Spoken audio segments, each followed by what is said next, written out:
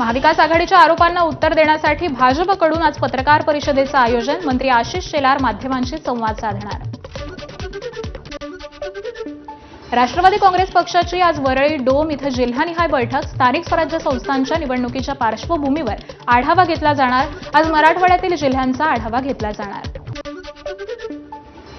नाशिकमध्ये भाजपचा पवारांच्या राष्ट्रवादीला धक्का. विधानसभा निवडणूक लढवलेले सिन्नरचे उदय सांगळे आणि दिंडोरीच्या सुनीता चारोस्कर भाजपमध्ये प्रवेश करणार. महाराष्ट्र ऑलिम्पिक असोसिएशनच्या अध्यक्षपदी अजित पवारांची एकमतानं निवड. अजित पवार आणि मोहोळ यांच्यात सामोपचारानं तोडगा निघाला. सिडकोच्या घरांच्या किमती कमी करण्यासाठी राज्य सरकारकडून उपाययोजना करण्याचा प्रयत्न. एकनाथ शिंदेंच्या अध्यक्षतेखाली सिडकोच्या घरांबाबत सह्याद्री अतिथीगृहावर बैठक. घरांच्या किमतीत सुमारे 1.5 ते 2 लाख रुपयांची कपात करण्याची शक्यता. पंजाबमध्ये उपमुख्यमंत्री एकनाथ शिंदेंचा बाबा नामदेव पुरस्कारानं सन्मान. तर हा पुरस्कार आपल्यासाठी सर्वोच्च असल्याची एकनाथ शिंदेंची प्रतिक्रिया.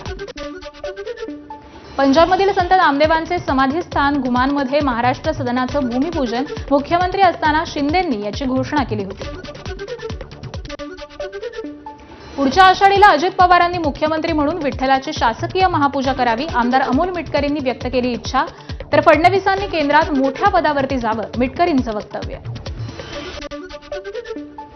महिला डॉक्टर आत्महत्या प्रकरणात आरोप सुरू असताना रणजितसिंह नाईक निंबाळकरांची आज सभा. सभेतून निंबाळकर होत असलेल्या आरोपांना उत्तर देणार.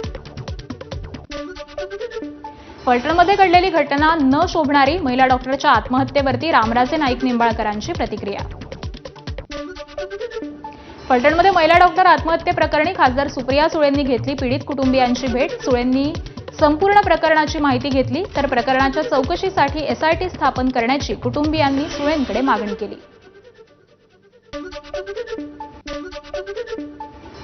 महिला डॉक्टर आत्महत्या प्रकरणाच्या निषेधार्थ बीडमध्ये आज बाह्य रुग्ण विभाग बंद. तर मागण्या मान्य न झाल्यास उद्यापासून सगळ्याच सेवा बंद ठेवण्याचा इंडियन मेडिकल असोसिएशनच्या अध्यक्षांचा इशारा. नागपुरात शेतकरी आंदोलनानंतर शिष्टमंडळाची मुख्यमंत्र्यांसोबत बैठक झाली. सह्याद्री अतिथीगृहावर झालेल्या बैठकीत मुख्यमंत्री फडणवीस चिडचिड करत होते. तर बैठकीत खडाजंगीही झाली. रविकांत तुपकरांनी सांगितली इनसाइड स्टोरी. गोंदिया जिल्ह्यातील पालकमंत्री पदावरील नाराजी आता दूर झाल्याची चर्चा. नवनियुक्त पालकमंत्री इंद्रनील नाईकांनी केला 15 दिवसात दुसऱ्यांदा गोंदियाचा दौरा. प्रफुल्ल पटेलांनी नाराजी व्यक्त केल्यानंतर पालकमंत्री बदलण्यात आलेले होते. राज्यातील सर्व शाळांमध्ये वंदे मातरम गीत वाचनाचे आदेश. मंत्री मंगलप्रभात लोढा यांनी विद्यार्थ्यांसोबत केलं वंदे मातरमचं सामूहिक गायन. मात्र समाजवादी पार्टीचा वंदे मातरम गायनाला विरोध. मुंबईतील कबुतरखान्यासंदर्भात अद्यापही सरकारकडून कोणताही निर्णय नाही. जुने कबुतरखाने सुरू करण्यासाठी जैन मुनी निलेश चंद्र उपोषणाला बसले. पुण्यातील जैन बोर्डिंग आजपासून पुन्हा सुरू होणार. जमीन विक्रीचा करार रद्द झाल्यानं बोर्डिंग सुरू करण्याचा मार्ग मोकळा. खासदार मुरलीधर मोहोळ आणि रवींद्र धंगेकरांमध्ये रंगला होता जैन बोर्डिंगच्या व्यवहारावरून वाद. हरमनप्रीत कौरच्या टीमनं घडवला इतिहास. भारतीय महिला संघानं दक्षिण आफ्रिकेला हरवून पहिल्यांदाच महिला वन डे विश्वचषकावर नाव कोरलं. भारतीय महिला संघानं दिलेल्या 299 धावांचा पाठलाग करताना दक्षिण आफ्रिकेचा संघ 246 धावांवर गारद. महिला वन डे विश्वचषक विजेत्या संघाला मिळणार 51 कोटींचं बक्षीस. बीसीसीआयचे सचिव देवजीत सैकिया यांची घोषणा. विश्वचषक विजेत्या महिला संघाचं पंतप्रधान नरेंद्र मोदी यांनी केलं अभिनंदन. महिला संघाची कामगिरी आत्मविश्वासानं भरलेली होती. पंतप्रधानांकडून संघाचं कौतुक. लोकसभेचे विरोधी पक्षनेते आणि काँग्रेस नेते राहुल गांधी यांनीही ट्विट करत टीम इंडियाच्या विजयाबद्दल शुभेच्छा दिल्या. तुम्ही फक्त ट्रॉफी उचलली नाही तर राष्ट्राचा उत्साह वाढवला. राहुल गांधींकडून कौतुक. मुख्यमंत्री देवेंद्र फडणवीसांनी केलं विश्वविजेत्या भारतीय महिला क्रिकेट संघाचं अभिनंदन. हा ऐतिहासिक विजय तुमच्या दृढनिश्चयाचा आणि सांघिक कामगिरीचा आहे. फडणवीसांकडून खेळाडूंचं कौतुक. मायक्रोसॉफ्टचे सीईओ सत्य नडेलांकडून विश्वविजेत्या भारतीय संघाचं अभिनंदन.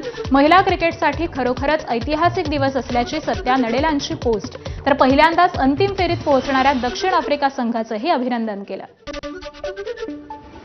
सांगलीत स्मृती मानधनानं ज्या छत्रपती शिवाजी स्टेडियमवरती क्रिकेटचे धडे घेतले त्या मैदानावरती विजयाचा जल्लोष. एकमेकांना पेढे भरवत केला आनंद व्यक्त. कलाकार सुदर्शन पटनायक यांनी वाळू शिल्पातून केलं विश्वचषक विजेत्या संघाचं अभिनंदन. पटनायक यांनी साकारले विशेष कलाकृती.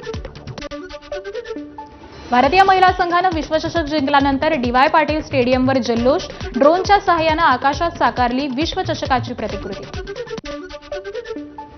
विश्वचषकावर नाव कोरल्यानंतर भारतीय महिला संघातील खेळाडूंना आनंद गगनात मावेना. उपकर्णधार स्मृती मानधना आणि बॅटर जेमिमा रॉड्रिग्स ट्रॉफी सोबतचा फोटो शेअर केला.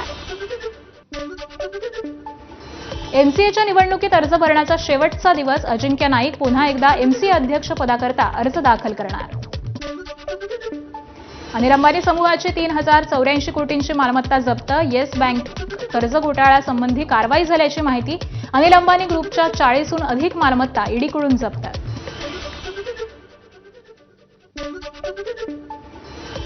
रत्नागिरी शहरासह जिल्ह्यातल्या काही भागांमध्ये पुन्हा एकदा पाऊस. कोकणात आणखी 2 दिवस पावसाचा इशारा.